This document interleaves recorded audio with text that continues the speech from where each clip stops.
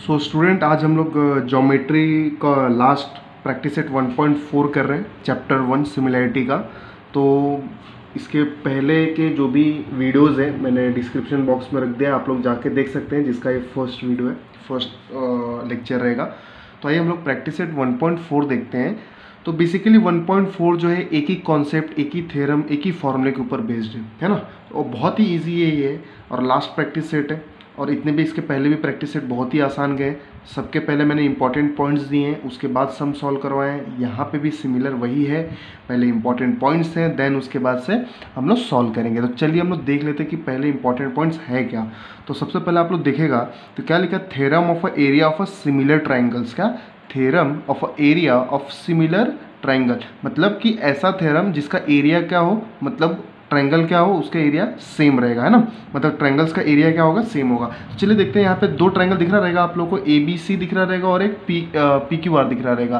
Then वहाँ पे area of triangle ABC and area of triangle PQR, है ना। अगर ये दोनों ट्रायंगल जो है सिमिलर है ना। और मैं बता दूं कि सिमिलर कब रहेगा, ये चीज़ हम लोगों ने प्रैक्टिस सेट, इसके पहले वाले प्रैक्टिस सेट में हम लोगों ने कर चुके हैं, बराबर। तो सिमिलरिटी ऑफ ट्रायंगल प्रूव करने के लिए हम लोगों ने सॉल्व किया था AA test by using test similarity हम लोग ने किया था। तो वहाँ पे आप लोग सिमिलर प्रूव करना जाना था कि कैसे हम लोग प्रूव करते हैं। अब यहाँ पे अगर सिमिलर रहेगा तो क्या होगा वो हम लोग देख रहे हैं। तो अगर ये दोनों ट्रायंगल सिमिलर है ना, तो सिमिलर रहेगा तो उनका जो भी साइड्स है ना, उनके तीनों जो साइड्स है वो क्या होंगे, अपॉन में स्क्वायर में होंगे। क्या होंगे, करस्पॉन्डिंग जो साइड होंगे स्क्वायर में अपॉन में होंगे। जैसे कि देखिए area of triangle ABC PQR, देखिए ध्यान से देखना है। अगर मैं यहाँ से AB ले रहा हूँ, AB का स्क्वायर, तो नीचे से भी PQ स्क्वायर। अगर यहाँ से मैं BC ले रहा हूँ, BC का स्क्वायर, नीचे से भी QR स्क्वायर। यहाँ से मैं AC ले रहा हूँ तो नीचे से भी AC का स्क्वायर ले रहा हूँ, तो यहाँ पे डिनोमीटर से भी PR का स्क्वायर ही लूँगा। तो यहाँ पे समझना है कि हमारा जो करस्पॉन्डेंस, हमारा मतलब साथ में लेना है। कैसे, अगर पहले AB तो फिर PQ, BC तो QR, AC तो P और R, ये चीज़ ध्यान रखना। और स्क्वायर रहेगा, या तो मैं अगर नेमिंग के अकॉर्डिंग नहीं बोल के डायरेक्टली बोल सकता हूँ, क्या, A1 upon A2 is equal to S1 square upon S2 square. तो ये जो है इंपॉर्टेंट एक ऐसा आप not terms of a sides name बोल सकता है। ऐसा सम आप लोगों को क्वेश्चन में दिखेगा और आप लोग समझेगा। तो यहाँ पे एरिया का है, रेशियो जो है साइड्स का स्क्वायर है, ठीक है। तो चलिए यहाँ तक आप लोग का इतना बस इंपॉर्टेंट पॉइंट है। इसके बाद से बहुत ही इसके बेस पे हमें क्वेश्चन का आंसर करना है, बस ये फॉर्मूला ध्यान में रखना है। चलिए पहला क्वेश्चन देख लेते हैं हम लोग। पहला क्वेश्चन क्या दिया हुआ है, देख सकता है, the ratio of a corresponding side of a similar triangle is 3:5, find the ratio of their areas. तो देखिए यहाँ पे ratio of corresponding side of similar triangle. तो सबसे पहले यहाँ पे दो बातों का ध्यान में रखना है भैया। दो बातें अगर आपने ध्यान में रखी तो कसम से आप लोगों को जो है ये पूरा जो है चैप्टर जो है अच्छी तरीके से आएगा। क्या है वो दो बातें, पहले तो ये सम करने से पहले तो देखना वो ट्रायंगल सिमिलर होना चाहिए। क्या होना चाहिए, ट्रायंगल जो है सिमिलर होना चाहिए, तभी तो हम लोग फॉर्मूला यूज़ करेंगे ना। तो क्योंकि थ्योरम का नाम क्या है, theorem of area of a similar triangle. तो अब यहाँ पे हमें सिमिलर ट्रायंगल दिया हुआ है, उसका एरिया निकालना है। तो देयरफॉर यहाँ पे हमें गिवन क्या दे रखा है, साइड्स दिए रखा है ना, साइड्स ऑफ अ। तो यहाँ पे मैं लिख सकता हूँ S1:S2 इज इक्वल टू क्या दे रखा है, 3:5। इसको मैं ऐसा बोल सकता हूँ, गिवन बोल सकता हूँ कि नहीं, गिवन बोल सकता हूँ मैं यहाँ पे, ठीक है। चलिए अभी जो नेक्स्ट हमें निकालना है, हमें निकालना क्या है, रेशियो ऑफ देयर एरिया। तो रेशियो ऑफ देयर एरिया कैसे निकालेंगे, जैसा हमें पता है, यहाँ पे लिखूंगा मैं फॉर सिमिलर, है ना, ट्रायंगल्स। फॉर सिमिलर ट्रायंगल के लिए हमारा फॉर्मूला है A1 upon A2 is equal to S1 square upon S2 square, है ना। समझ में आया कि नहीं। तो सिमिलर ट्रायंगल के लिए हमारा एग्जैक्टली ये फॉर्मूला यूज़ करते हैं। अब यहाँ पे बस करना है क्या, वैल्यू पुट करना है एंड देन स्टेप में फाइनल आंसर है। चलिए देख लेते हैं हम लोग। तो वैल्यू दिख रहा है आप लोग को, क्या दिया हुआ है, S1 और S2 कितना दिया है, 3:5। तो A1 upon A2 is equal to 3 का स्क्वायर अपॉन 5 का स्क्वायर। तो देयरफॉर मैं यहाँ पे लिख सकता हूँ A1 अपॉन A2 क्या आ गया, 3 का स्क्वायर क्या होगा भैया, क्या होगा, 9 होगा, और 5 का स्क्वायर क्या हो जाएगा, 25। तो देयरफॉर A1:A2 मैं बोल सकता हूँ क्या, इज इक्वल टू 9:25। तो ये हमारा क्या हो जाएगा, फाइनल आंसर। या आप इसको भी डब्बा बना सकता है, चाहे इसको भी डब्बा बना सकता है। क्लियर है। तो देखिए बहुत ही आसान है, हमने किया क्या, जो दो साइड दिया था उसका स्क्वायर किया है। क्यों किया है, क्योंकि सिमिलर ट्रायंगल यही बोलता ही है, ठीक है। चलिए अगला क्वेश्चन हमें क्या बोल रहा है, ध्यान से सुनना है, ठीक है। कान खोल के बैठिए आप लोग। तो दिया हुआ है, देखिए पहले दिया हुआ है कि area of triangle A B C similar है पी क्यू आर से, मतलब सिमिलर है, बात होगा खत्म भाई, आप फॉर्मूला यूज़ करो। A B is to P Q दिया, 2:3 फिल इन द ब्लैंक्स। तो ये कुछ एक्टिविटी बेस्ड में दिया हुआ है, करना सेम है, एक्टिविटी दिया है, करना सेम है। देखिए तो A B C P Q R, तो यहाँ से ध्यान रखना है, अगर यहाँ से इन्होंने ए बी स्क्वायर लिया है तो यहाँ नीचे से मैं क्या लूँगा, पी क्यू स्क्वायर लूँगा।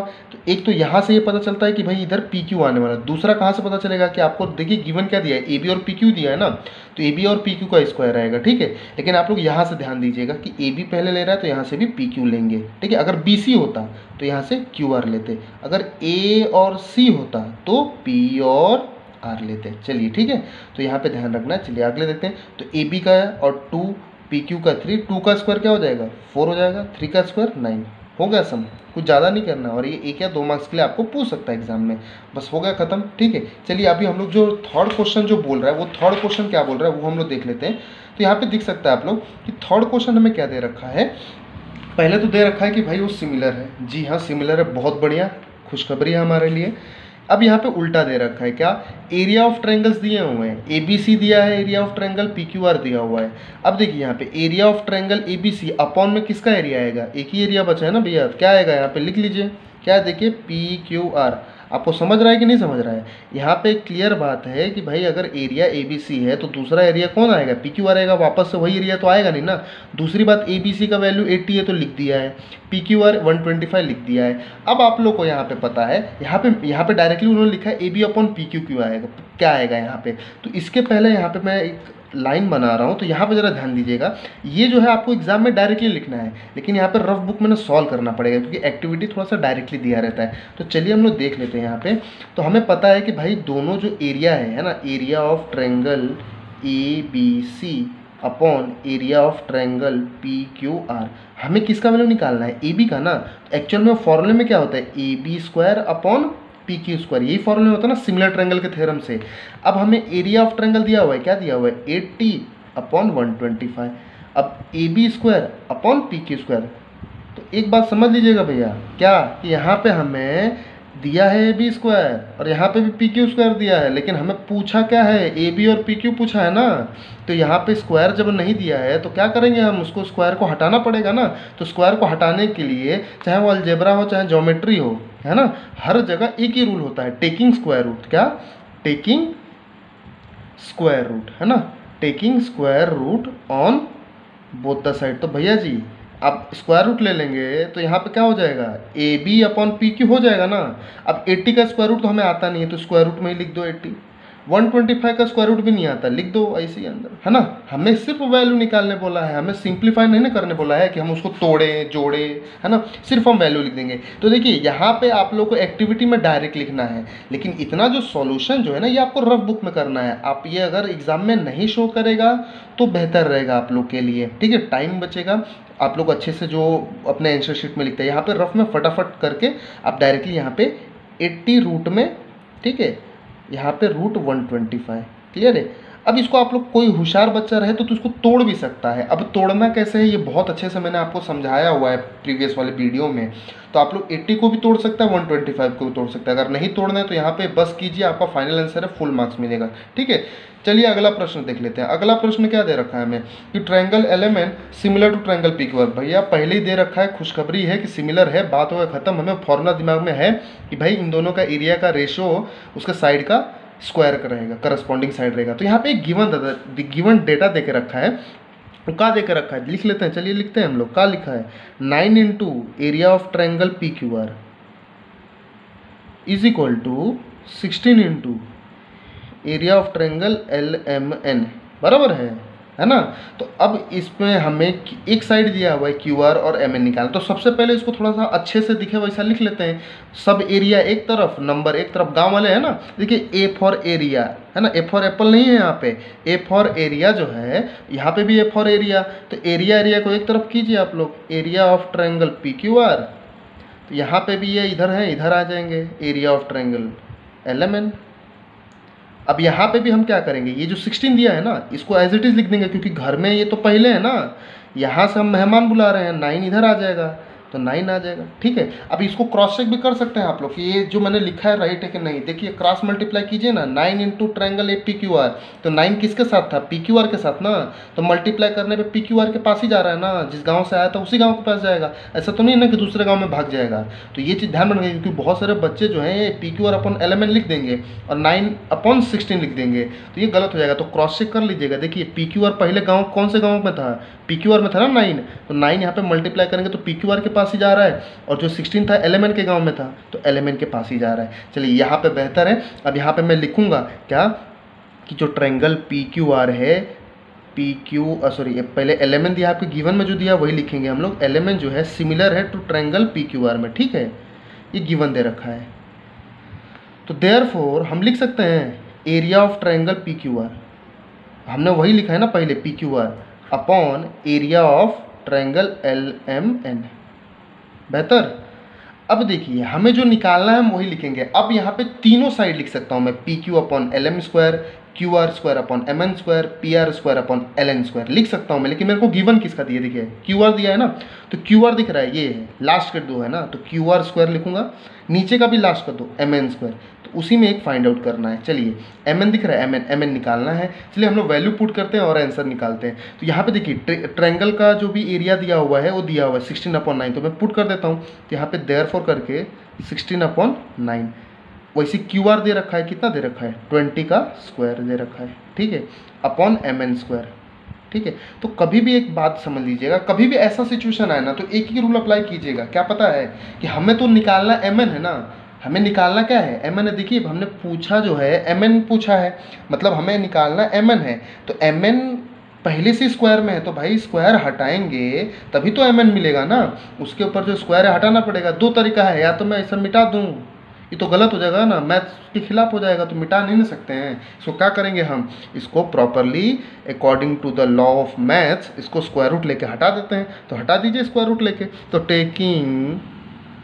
Taking square root on both the side. बढ़िया। अब स्क्वायर रूट ले लेंगे तो क्या हो जाएगा, थोड़ा ध्यान रखिएगा, स्क्वायर रूट जब दोनों तरफ लेंगे ना तो यहाँ पे स्क्वायर है तो ये तो हट जाएगा स्क्वायर, लेकिन इसका स्क्वायर रूट क्या होगा, 16 का स्क्वायर रूट क्या होता है भैया, क्या होता है 4 होता है ना, तो 4 लिखेंगे। 9 का स्क्वायर रूट क्या होता है 3, है ना। चलिए स्क्वायर रूट अगर नहीं आता तो मैंने ये भी बताया लॉजिक क्या, कि आप ये सोचिए कि 16 किसका स्क्वायर है, मतलब किसको मल्टीप्लाई 2 बार करते हैं तो 16 आता है, वो 4 होता है। 9 किसका स्क्वायर है, 9 किसका स्क्वायर है, 3 का स्क्वायर है, तो ऑटोमेटिकली वाइस वर्सा जो है उल्टा पुल्टा करके आप समझ सकता है। अब यहाँ पे स्क्वायर रूट ले रहे हैं तो ये स्क्वायर हट जाएगा, 20 बचेगा, M N as it is. तो यहाँ पे मोदी जी पूछ रहे हैं प्रोफेसर आपने इसका स्क्वायर रूट लिया तो ये वैल्यू कम हो गया, 16 था 4 लिख दिया आपने, 9 था 3 लिख दिया, बट यहाँ पे 20 का 20 लिखा है, एम का एम लिखा रहे, तो भैया स्क्वायर रूट का मतलब होता है स्क्वायर को हटाओ, तो स्क्वायर है ना हटा दिया, यहाँ पे स्क्वायर नहीं था तो स्क्वायर रूट ले लिया ना, समझ रहे हो कि नहीं। अब हमको निकालना एम एन है, तो एम एन निकालने के लिए ऐसा जब कभी भी स्टेप आता है इक्वल टू में तो क्रॉस मल्टीप्लाई करते हैं, क्या करते हैं क्रॉस मल्टीप्लाई, तो कीजिए देयरफॉर में करके यहाँ पे, तो 4 इंटू एम एन आ जाएगा इज इक्वल टू 20 इंटू 3 आ जाएगा। हमें चाहिए क्या, एम एन चाहिए ना, तो M N is equal to क्या हो जाएगा, 4 इधर डिवाइड में तो 20 इंटू 3 अपॉन 4, 4 5 जा क्या हो जाएगा 20, और 5 3 जा क्या होता है 15 होता है ना। तो देयरफॉर यहाँ पे हमें वैल्यू मिला कि नहीं मिला, यहाँ पे मैं लिख सकता हूँ, क्या लिख सकता हूँ कि therefore M N is equal to क्या हो जाएगा हमारा 15 हो जाएगा ना।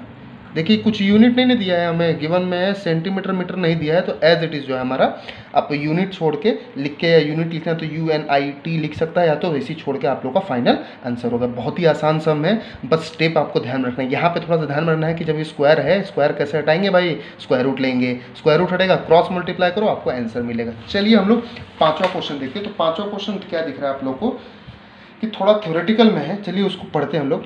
Areas of a two similar triangle are 225 square centimeter and 81 square centimeter. If the side of a smaller triangle is 12 centimeter, find the corresponding side of a bigger triangle. समझ में आया, नहीं ना समझा, हमें भी नहीं समझा। चलिए अब धीरे से पढ़ते हैं। Area of two similar triangle, तो भैया जी खुशखबरी है, किस बात का खुशखबरी भाई, कि सिमिलर ट्रायंगल दिया है, मतलब ये समझ लो। आप लोग देखिए अभी तो मैं प्रैक्टिस सेट 1.4 के करके पढ़ा रहा हूँ, तो आप लोगों को समझ रहा है कि हर एक क्वेश्चन सिमिलर ट्रायंगल का होगा। लेकिन यहाँ पे मैं इसीलिए बार बार ये खुशखबरी वाला टर्म यूज़ कर रहा हूँ ना, क्योंकि बोर्ड के एग्जाम में ऐसा नहीं ना आएगा यहाँ पे बाजू में लिख देगा कि प्रैक्टिस सेट 1.4 पेज नंबर इतना, तो आप लोग को याद आ जाएगा, ऐसा तो कुछ होने वाला नहीं है। तो इसीलिए टर्म्स जो है इसी में याद रखिए। सिमिलर बोला तो तुरंत दिमाग प्रैक्टिस सेट 1.4 में जाना चाहिए कि भाई फॉर्मूला कहाँ का लगाना है, 1.4 का, उसके दोनों एरिया का upon is equal to side का स्क्वायर। तो यहाँ पे देखिए क्या क्वेश्चन दिया हुआ है। अब समझ में आया कि मैं बार बार खुशखबरी किस लिए बोल रहा हूँ। अब यहाँ पे एरिया दे रखा है दोनों का, ठीक है। अगर स्मॉलर ट्रायंगल का साइड भी दे रखा है तो बिगर ट्रायंगल का पूछा है, तो चलिए हम लोग सबसे पहले यहाँ पे लिख देंगे कि लेट A1 बी बिगर, है ना, ट्रायंगल, बिगर ट्रायंगल एरिया, ठीक है, and let A2 be smaller, है ना, ट्रायंगल एरिया। क्लियर है ना, ताकि पता तो चले कौन सा स्मॉलर है कौन सा छोटा है। वैसी S1 भी क्या होगा, बिगर होगा, S2 भी क्या होगा, स्मॉलर होगा ना। तो चलिए अब हमें लिखा है कि फॉर सिमिलर ट्रायंगल, ये गिवन में दिया हुआ है, यही खुशखबरी है भैया। फॉर सिमिलर ट्रायंगल के लिए क्या होगा, A1 upon A2 is equal to S1 upon S2 square. देखिए हमने ये लिखाया है उधर, आपके जो इंपॉर्टेंट पॉइंट में लिखा के दिया है कि भाई ऐसा कुछ यूज़ हो सकता है, ठीक है। तो चलिए A1 कितना दिया हुआ है, A1 बड़े वाला ट्रायंगल का कितना दिया है, 225, तो 225 लिख दिया। अपॉन A2 कितना दिया है, 81, तो 81 लिख दिए। चलिए S1 मतलब बड़े वाले साइड का, बड़े वाले साइड का तो पूछा है ना, करस्पॉन्डिंग साइड ऑफ बिगर, बिगर मतलब बड़ा, तो बड़ा का तो पूछा है। S2 जो है स्मॉलर मतलब 12 दिया हुआ है, 12 का स्क्वायर। भैया जी अब कुछ स्टेप आपको ध्यान में आ रहा है, हमें तो आ रहा है। चलिए एक बार वहाँ पे हम लोग चले जाते हैं। तो कुछ ऐसे ही दिख रहा है आप लोग को कि एरिया दिया है, यहाँ पे स्क्वायर है, करेंगे का एकदम सेम स्टेप करेंगे, ज़रा सा भी चेंजेस नहीं है। खाली जहाँ MN है वहाँ पे S1 है, तो ऊपर नीचे रहेगा उससे कोई मतलब नहीं, लेकिन स्टेप तो सेम रहेगा ना। चलिए यहाँ पे हमें S1 निकालना है, लेकिन यहाँ पे तो स्क्वायर दिया है ना, तो स्क्वायर को क्या करेंगे, हटाएंगे। कैसे हटाएंगे भाई, वही बात, मिटा दूँ नहीं ना, स्क्वायर रूट ले लो, है ना। सोच किस बात कर रहे हो, सोचो मत, आगे बढ़ते चलो। Taking square root on both the side, तो 225 का स्क्वायर रूट क्या होगा, नहीं याद है ना, तो ये सोचो कि किसका स्क्वायर है वो, 15 का ना, तो लिख दो 15 का, ठीक है। 81 किसका स्क्वायर है भाई, 9 का, तो लिख दो। चलिए S1 किसका स्क्वायर है, नहीं ना पता, वो किसी का स्क्वायर है ही नहीं, वहाँ पे स्क्वायर दिया तो हटा दो वो S1। 12 स्क्वायर दिया, हटा दो। 144 मत लिख देना, क्योंकि स्क्वायर जो है स्क्वायर रूट को हटा देगा ऑटोमेटिकली। क्लियर है ना। चलिए अब S1 निकालना है, तो S1 निकालने के लिए ऐसा स्टेप आता, तो हमने बोला था ना क्रॉस मल्टीप्लाई। तो चलिए यहाँ पे हम लोग लाइन खड़ा कर देते हैं, ठीक है। क्रॉस मल्टीप्लाई कीजिए, 15 इंटू 12 हो जाएगा, 15 into 12 is equal to S1 into 9 हो जाएगा, बराबर है। तो यहाँ पे हमको, अच्छा आप लोग को एक और बात है कि बहुत सारे टर्म्स में ऐसा देखा रहेगा कि कभी कभी यहाँ पे जो फाइंड आउट करना रहता है वो गलती से राइट हैंड साइड में लिख देते हैं और नेक्स्ट स्टेप में LHS में आ जाता है। तो ये बस आप लोग का देखने का नज़रिया है कि आप लोग को अच्छा लगता है कि आप लोग को पता है कि सबने यही रटाया है, सबने यही बोला है, कि मैंने भी बोला है कि जो निकालना है वो एक तरफ, बाकी सब एक तरफ। तो जो निकालना है वो एक तरफ लेफ्ट हैंड साइड में रहता है, तो ज़रा बोलने और देखने में अच्छा लगता है, बस यही चीज़ है। आप यहाँ पे भी लिखेंगे तो कोई फर्क नहीं पड़ता है। चलिए हम इसको S1 को है यहाँ पे लिखते हैं, और जो 9 मल्टीप्लाई यहाँ पे आके क्या हो जाएगा, डिवाइड ना हो जाएगा, 15 इंटू 12 का होगा अपॉन 9। तो अब देखिए 3 3 जा 9, 3 4 जा 12, 3 5 जा 15, 5 4 जा 20। देखिए जितना हमने तेज़ी से किया ना, क्योंकि हमें टेबल याद है, तो टेबल याद रहेगा तब हो पाएगा, वरना कुछ नहीं हो पाएगा। तो हमें साइड का बिगर ट्रायंगल का S1 मिल गया ना, जो करस्पॉन्डिंग बोला ना, find the corresponding side of a bigger triangle, तो साइड मिल गया। तो यहाँ पे मैं स्टेटमेंट में भी लिख सकता हूँ, अंग्रेजी भाषा में लिख सकता हूँ, अंग्रेजी मीडियम है ना, तो लिख दो यहाँ पे आंसर में क्या लिखोगे, therefore the side of bigger triangle, ठीक है, बिगर ट्रायंगल इज 20। अब देखिए यहाँ पे यूनिट लगेगा कि नहीं लगेगा, कैसे पता चलेगा, 12 के बाजू में सेंटीमीटर है, तो भैया यहाँ पे भी सेंटीमीटर लगेगा और यहाँ पे भी सेंटीमीटर। अब गलती से भुला गए तो ये चीज़ समझ लीजिएगा, आधा मार्क्स गया, उधर ही कटेगा जगह पे ही, टाइम नहीं लगाएंगे एग्जामिनर, ठीक है। चलिए 6 प्रश्न है, बहुत ही आसान है। Triangle ABC and triangle DEF are equilateral triangle. अब बोलोगे प्रोफेसर मोदी जी तुरंत टोक रहे हैं, यहाँ पे तो खुशखबरी नहीं सुनाए आप, सिमिलर नहीं दिखा ना, तो उनको बोल रहे हैं कि भाई यहाँ पे तो खुशखबरी नहीं ना सुनाया। अब खुशखबरी नहीं है तो कैसे ये प्रैक्टिस सेट 1.4 का क्वेश्चन हो गया। तो हमने बोला अरे रुकिए ज़रा, सब्र रखिए, काहे इतना उतार रहे हैं, काहे इतना तेज़ी भाग रहे हैं। हाँ, तो चलिए यहाँ पे देख लेते हैं क्या कि यहाँ पे हमें दिया हुआ है सिमिलर ट्रायंगल के पहले वाला स्टेप दिया हुआ है। ज़रूरी नहीं है ना कि हमेशा आपके थाली में परोस दिया जाए, कभी उठ के खाना ले लिया कीजिए। तो यहाँ पे लिखा हुआ है कि भैया कि वो ट्रायंगल जो है ना दोनों इक्विलेटरल ट्रायंगल है। That means you know very well कि इक्विलेटरल ट्रायंगल में क्या होता है कि तीनों एंगल जो है ना सेम होता है, और तीनों एंगल सेम है तो बाय ए टेट से बोल सकता है कि भाई वो सिमिलर है ना। तो यहाँ पे मैं डायरेक्टली लिखूंगा क्या कि if triangle, if two triangle, यहाँ पे दो ट्रायंगल है तो मैं अपने दो ट्रायंगल के बारे में बात करूँ। If two triangles are equilateral, अगर भाई वो इक्विलेटरल है ना, तो यहाँ पे मैं बोल सकता हूँ क्या, इक्विलेटरल है तो मैं यहाँ पे बोल सकता हूँ then they always be similar triangle. ये थ्योरम के जैसा मैं बोल सकता हूँ, है कि नहीं, वो हमेशा क्या होंगे, सिमिलर ट्रायंगल ही होंगे। तो देयरफॉर यहाँ पे लिख सकता हूँ कि area of triangle A B C similar to triangle D F. Modi ji खुशखबरी आया कि नहीं, गिवन ही बोल सकता हूँ ना मैं इसको, इक्विलेटरल है तो सिमिलर है, खुशखबरी मिला, खुश हुए। चलिए अब लिखिए, अब किसका इंतजार है, तो area of triangle A B C upon area of triangle D E F. अब मोदी जी बोलेंगे प्रोफेसर यहाँ पे आप साइड किसका लेंगे, तीन तीन है ना। तो अरे पागल, जरा देखो वहाँ पे क्वेश्चन में पूछा किसका है, ए बी ना, तो ए बी ले लो यहाँ से, ए बी। उसके बाद यहाँ पे नीचे पहला और दूसरा लिए ना, तो यहाँ पे भी डी ई ले लेंगे, डी ई। स्क्वायर लगाना मत भूलना, क्योंकि सिमिलर जो है खुशखबरी यही ना बताता है सिमिलर ट्रायंगल का। तो चलिए यहाँ पे हमें एरिया ऑफ ट्रायंगल दिया हुआ है, क्या दिया हुआ है 1:2, तो पुट कीजिए 1/2। ए बी कितना दिया हुआ है 4 का स्क्वायर अपॉन डी। अब यहाँ पे मोदी जी फिर खुश हो गए। काहे खुश हो गए पता है, उनकी खुशी का राज पता है आप लोगों को क्या है, कि पिछले दो क्वेश्चन से वही स्टेप बार बार आ रहा है। चलिए वहाँ पे एक और बार चलते हैं। दिख रहा है एरिया ऑफ ट्रायंगल दिया है, यहाँ पे स्क्वायर है, एक निकालना है, ये है चौथा क्वेश्चन। अब चलिए पांचवा क्वेश्चन, दिख रहा है एरिया दिया है, एक निकालना है, उसका स्क्वायर दिया है, ठीक है। तो यहाँ पे भी वही है ना, इसीलिए मोदी जी है देख के खुश हो गए, बोले कि प्रोफेसर यहाँ पे भी एरिया दिया है, एक निकालना है, दोनों पे स्क्वायर है, तो स्क्वायर हटेगा कैसे, तो हटेगा भैया टेकिंग स्क्वायर रूट से। तो ले लो टेकिंग स्क्वायर रूट, है ना, कौन सा side, on B T S. B T S मतलब वही डायलॉग जो है बार बार लिखना है, तो ले लीजिए स्क्वायर रूट, ठीक है। तो अब यहाँ पे ध्यान रखना है कि स्क्वायर रूट ऑफ 1 जो है 1 ही होता है, ठीक है। 2 का स्क्वायर रूट होता नहीं तो √2 लिख लीजिए, ठीक है।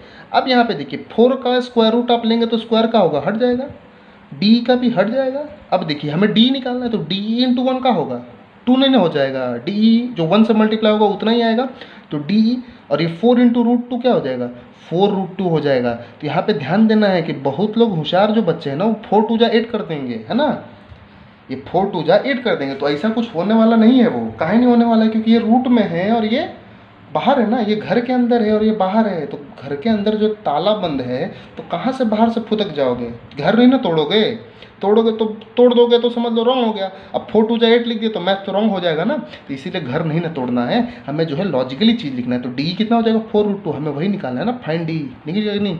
देखिए चौथा पाँचवा छठवा जो है एकदम तीनों सेम है, पूछने का तरीका अलग है, सिर्फ और सिर्फ पूछने का तरीका अलग है और कुछ अलग नहीं है, ठीक है।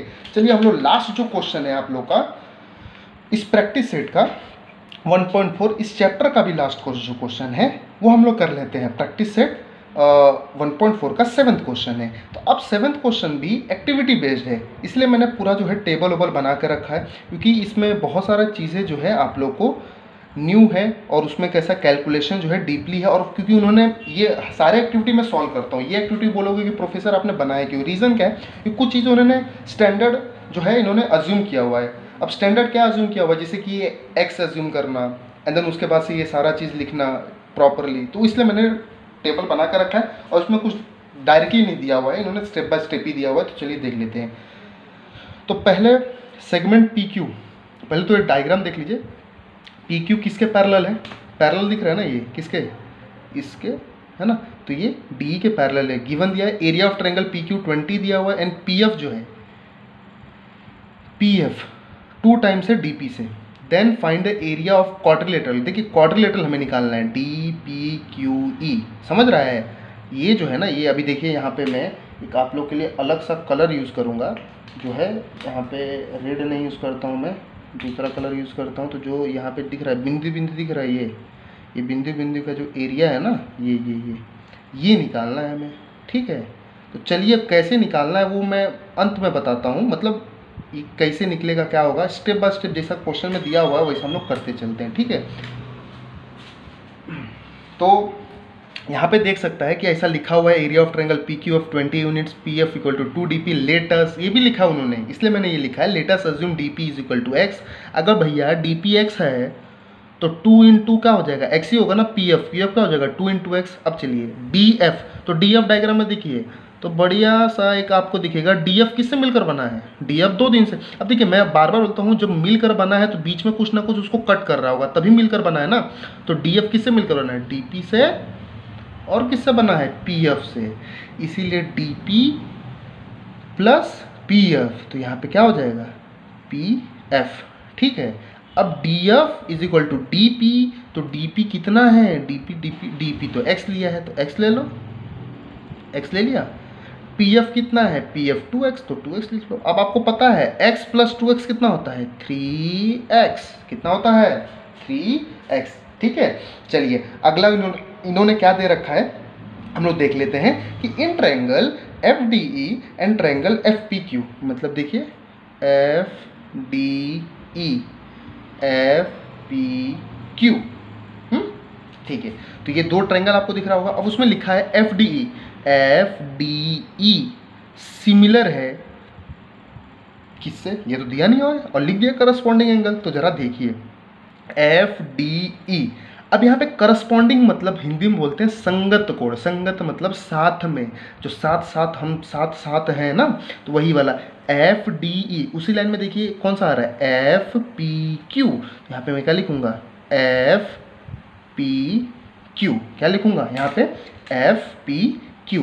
तो यहाँ पे देख सकते हैं आप लोग, इसको क्या लिखूंगा मैं FPQ, ठीक है। ये मेरे को पता कैसे चला कि FQPQ नहीं, because of corresponding angle given दिया ना भाई, करस्पॉन्डिंग वही होगा ना भाई, जो एक ही लाइन में देखिए FDE आ रहा है तो FPQ ही होगा। अब चलिए अगला देखिए FED दिया ना, FED किसके करस्पॉन्डिंग होगा वो, देखिए उसी लाइन में देखिए FED जा रहा है तो FQP क्या होगा, एंगल FQP, और रीजन वही करस्पॉन्डिंग एंगल होगा। ये इसका मतलब पता है ना, ये सेम आएगा, ऐसा नीचे लिखेंगे, ठीक है।